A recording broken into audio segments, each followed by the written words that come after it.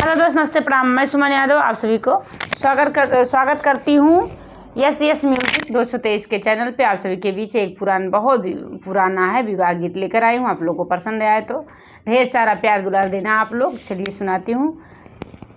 पूरे बही देसावा से आवेला नौआ हथवा हर दिया कई गठ बैठाए नौआ हो चंदना पीढ़ावा कहाऊ नैहर के कुशल बात बैठाए नौआ हो चंदन के पीढ़ावा कहाऊ नैहर के कुशल बात तोरे नाई हरवा बेटी खेमई कुशलिया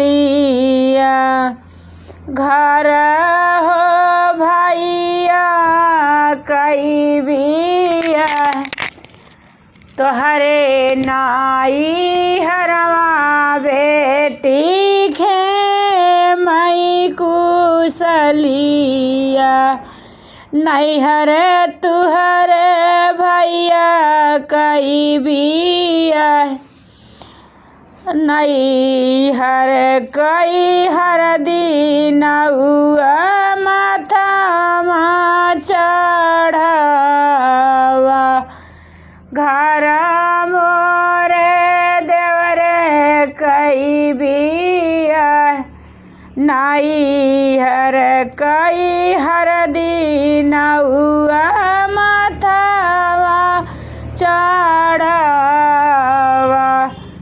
घर मोरे देवरे कई बिया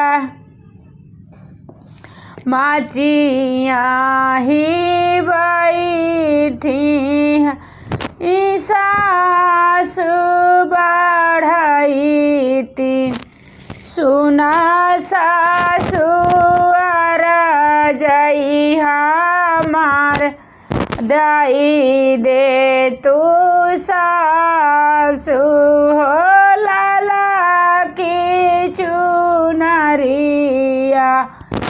भैया के नेवते हम जब दाई दे तू सासु मोरी लाला की चुनरिया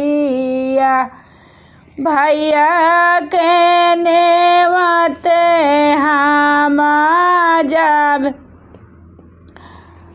नैहर से चुनारी मांगाऊ मोरी बहुहर तब जायू भैया के नेवते मोरे नाई हरवा बहुहर भैया कई बियावा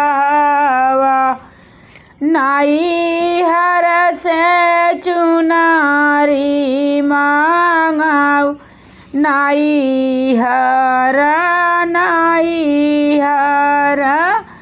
जिनी करा सासु नैहर बसला बड़ी दूर तोहारे दिहे होश छोड़ी दिहे सासु हो अपन नाई हरवा राखे ही माना तुहर छोड़ी दिहे मोरी सासु अपन नाई हरवा ध्यान की है ससुर कई लोग। धन्यवाद दोस्तों।